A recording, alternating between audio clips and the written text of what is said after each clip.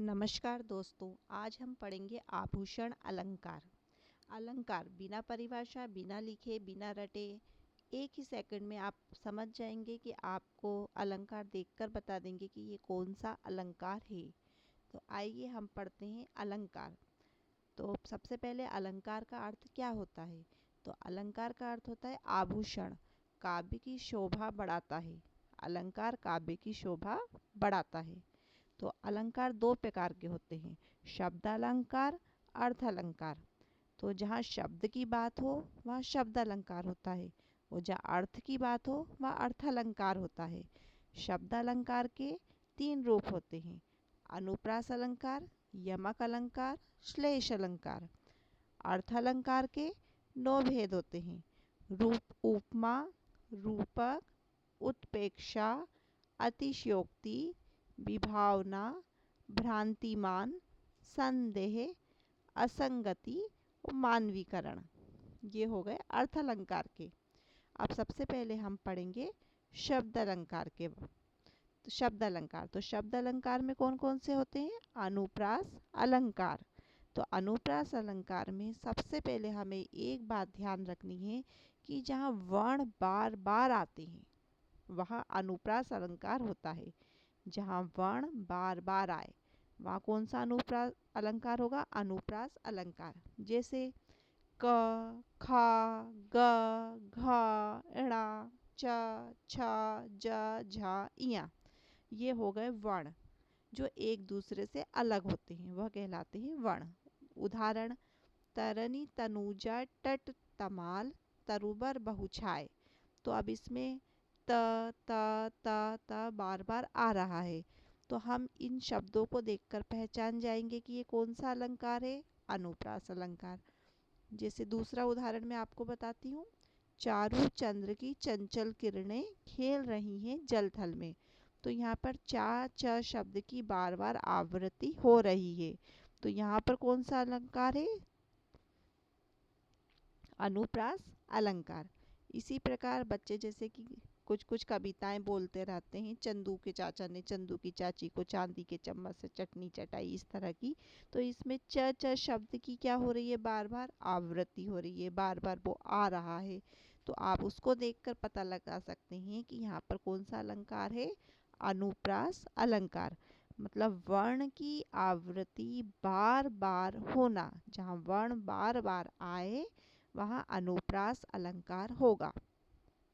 चलिए अगला देखते हैं हम, यमक अलंकार।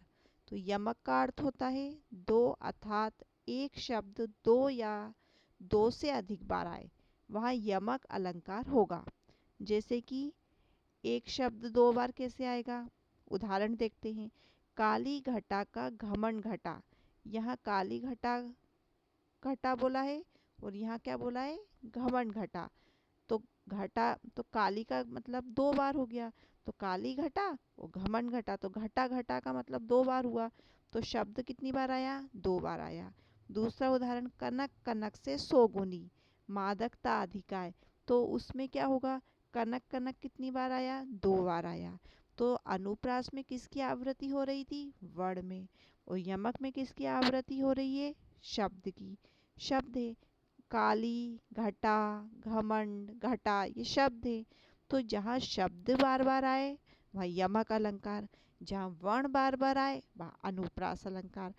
अब आप इतना तो समझ गए होंगे कि अनुप्रास अलंकार क्या होगा और यमक अलंकार क्या होगा। चलिए अगला समझते हैं हम, श्लेष अलंकार। तो श्लेष अलंकार का मतलब क्या होता है? चिपका हुआ। श्लेष का अर्थ होता है चिपका हुआ, एक से ज़्यादा शब्दों को चिपका होना। एक से ज़्यादा शब्दों का आपस में चिपका होना श्लेष अलंकार कहलाता है। शब्द एक बार आए पर अर्थ अलग अलग हो जाए। शब्द तो एक बार आ रहा है पर अर्थ क्या हो रहा है? उसका अलग अलग हो रहा है। पानी गए न उबरे, मोती मानुष चून।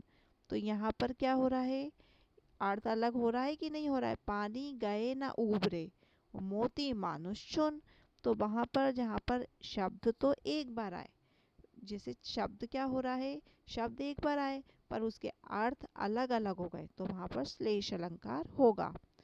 अब है जैसे उपमा अलंकार। तो उपमा अलंकार हो गया अपना अर्थ अलंकार के अर्थ हो गए। तो अर्थ अलंकार का पहला है उपमा अलंकार, तो इसे हम समझ लेते हैं।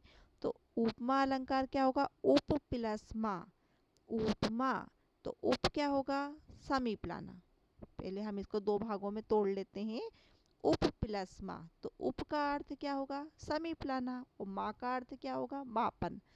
तो समीप लाना और मापन। तो किसी भी दो चीज़ों को समीप लाके, किसी भी दो चीज़ों को समीप लाके उसका मापन करना या तुलना करना होता है। उपमा का अर्थ क्या हुआ? किसी भी दो चीज़ों को समीप लाके उसका मापन करना या तुलना करना होता है। उपमा का अर्थ उसी के शब्द में निकल रहा है। उप मतलब समीप लाना और मा मतलब मापन। तो किसी भी काव्य में सा या सी आए वहाँ उपमा अलंकार होगा, है ना। तो जैसे उदाहरण, मोम सा तन घुल चुका, दीप सा मन जल उठा। तो यहाँ पे सा की आवृत्ति बार बार हो रही है कि नहीं? मोम सा, दीप सा। तो जहाँ सा की आवृत्ति हो रही है और ये एक दूसरे शब्द को आपस में समीप ला रहे हैं, वहाँ पर उपमा अलंकार होगा। अगला है रूपक अलंकार।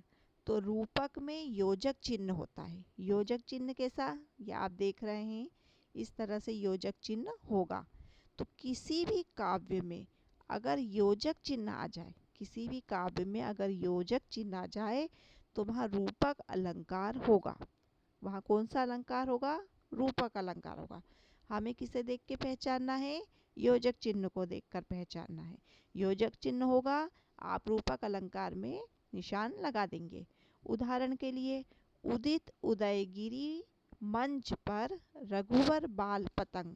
तो गिरी और मंच के बीच क्या आ गया? योजक चिन्ह। रघुवर बाल पतंग के बीच में क्या आ गया? योजक चिन्ह। तो जहाँ भी आपको योजक चिन्ह दिखता है आपको रूपक अलंकार लगा देना है। अगला देखें, उत्प्रेक्षा अलंकार। तो उत्प्रेक्षा क्या है? मानो मानो मनु मन, जनऊ जानो जान। निश्चय ही इस तरह के शब्द आएंगे, वहाँ उत्प्रेक्षा अलंकार होगा। तो मानो मानो आ जाए, मनु मन आ जाए, जनऊ आ जाए, जानो आ जाए। तो जो शब्द इस तरह से आते हैं मतलब वह उत्प्रेक्षा अलंकार होगा। उदाहरण, सो तुम जानहु अंतर्यामी। तो सो, जानहु, तो जानहु इस तरह के शब्द आ गए तो वहाँ पर आपका हो गया उत्प्रेक्षा अलंकार। चलिए अपन अगला देखते हैं, अतिशयोक्ति। अतिशयोक्ति पढ़ने से ही पता चल रहा है कि किसी भी बात को बढ़ा चढ़ाकर बोलना, है ना। अति का मतलब क्या होता है? अतिशयोक्ति में अति को अलग कर लो। अति का मतलब क्या होता है? बहुत ज़्यादा। अति यानी बहुत ज़्यादा, किसी भी विषय पर बहुत ज़्यादा बता देना अतिशयोक्ति अलंकार होगा। किसी भी विषय पर हम बहुत ज़्यादा बढ़ा चढ़ाकर बोल रहे हैं तो वहाँ पर कौन सा अलंकार होगा? अतिशयोक्ति। तो इसमें आप अति से पहचान लो, अति आएगा वैसे ही समझ जाना कि किसी बात को बढ़ा चढ़ाकर बोलना अतिशयोक्ति अलंकार हुआ। उदाहरण, हनुमान की पूंछ में लगी ना आग, हनुमान की पूंछ में लगी ना आग, लंका सारी जल गई, गए निशाचर भाग। हनुमान जी की पूंछ में आग लगी और पूरी लंका जल गई और सारे राक्षस भाग गए। तो ये क्या हो गया? अतिशयोक्ति हुई ना, कि ये पूंछ अकेले में आग लगी और पूरी लंका जल गई। तो देख लो साकेत नगरी है, यही स्वर्ग से मिलने गगन में जा रही है। तो साकेत नगरी कैसी है? स्वर्ग से मिलने जा रही है, गगन में मिलने जा रही है। सुनने में ही पता चल रहा है कि अतिशयोक्ति है। तो मतलब किसी भी बात को बढ़ा चढ़ाकर बता रहे हैं। तो जहाँ पर भी किसी भी बात को बढ़ा चढ़ाकर बताएं वहाँ अतिशयोक्ति अलंकार आ जाएगा। अगला देखें, विभावना। बिना भावना के किसी कार्य का होना विभावना अलंकार होगा। जैसे कि उदाहरण देखें, बिनु पद चले सुने बिनु काना। मतलब बिना पैरों के वो चल दिए और बिना कानों के उनने सुन लिया। कर बिनु करम को विधि नाना। तो मतलब बिना बिना किसी कार्य के हुए किसी कार्य का हो जाना, वह विभावना अलंकार होगा। तो बी से आप समझ जाएंगे बिना कार्य के, बिना कार्य, बिना भावना के किसी कार्य का होना। तो बी से आप अनुमान लगा लेंगे।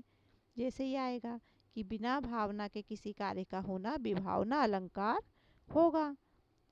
अब अगला देखिए, भ्रांतिमान अलंकार। भ्रांति में आपको पता चल ही रहा है, भ्रांति किसी भी बात में संदेह होना, भ्रांति होना। हाँ, तो जहाँ भ्रम होना, भ्रम, भ्र से भ्रम, भा से भ्रम, तो वहाँ भ्रांतिमान अलंकार। ऐसा अलंकार जहाँ भ्रम की स्थिति उत्पन्न हो जाए, ऐसा अलंकार जहाँ भ्रम की स्थिति उत्पन्न हो जाए वह भ्रांतिमान अलंकार होगा।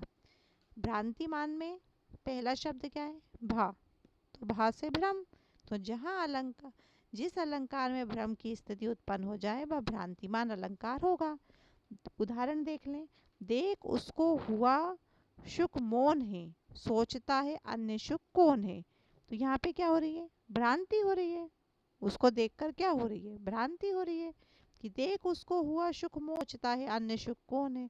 तो वो उसमें उसको संदेह, भ्रांति हो रही है। अब भ्रांति और संदेह में अलग अलग होता है, भ्रांति और संदेह को एक ना कर देना। भ्रांति मान में भ्रांति हो रही है, और संदेह को भी समझ लें। जब भ्रम हो जाए, भ्रम के साथ साड़ी बीच नारी है कि नारी बीच साड़ी है, मतलब साड़ी के बीच में नारी खड़ी है कि नारी के बीच में साड़ी है। जब संदेह की बात आए, वहाँ जहाँ भ्रम हो जाए वहाँ संदेहवाचक, तो जहाँ भ्रांति हो कि ये है कि ये है, वहाँ पर भ्रांति मान आएगा। अगला देखें, असंगति। कार्य कहीं हो रहा है, कार्य कहीं और हो रहा है और उसका प्रभाव कहीं और हो रहा है। जैसे बारिश बाहर हो रही है और कोई घर में भीग रहा है। बारिश कहाँ हो रही है? घर के बाहर। भीग कहाँ रहा है? घर के अंदर। तो वो असंगति अलंकार होगा। उदाहरण, हृदय घाव मेरे पीर रघुबर के। हृदय घाव मेरे और पीर रघुबर के, तो दर्द कहीं हो रहा है और तकलीफ कहीं हो रही है ना। चोट किसको लग रही है और दर्द कहीं हो रहा है, तो असंगति हो जाएगा। फिर है अगला, मानवीकरण। मानवीकरण को देखें, किसी भी निर्जीव वस्तु की तुलना कर उसे मानव के समान अर्थात सजीव बना देना मानवीकरण होता है। जैसे कि पेड़ पौधों पे जान डाल देना, पेड़ पौधों में जान डाल देना और उसको, उसकी तुलना किससे कर देना? मानव से कर देना, उसको सजीव बना देना, तो वहाँ पे मानवीकरण अलंकार होगा। तो इस तरह से हमने कौन कौन से अलंकार पढ़े? शब्द अलंकार, अर्थ अलंकार पढ़े। शब्द अलंकार के कितने होते? शब्द अलंकार कितने होते हैं? 3 होते हैं, अनुप्रास अलंकार, यमक अलंकार, श्लेष अलंकार। अर्थ अलंकार कितने होते हैं? उपमा, रूपक, उत्प्रेक्षा, अतिशयोक्ति, विभावना, भ्रांतिमान, संदेह, असंगति, मानवीकरण। आप समझ ही गए होंगे। उपमा में शब्द वर्ण बार बार आए। रूपक में, रूपक में क्या होगा?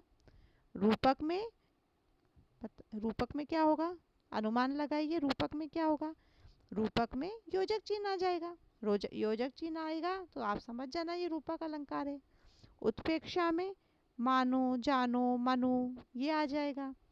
अतिशयोक्ति, जिसमें अति हो जाए, किसी भी बात को बड़ा चढ़ा के बताए।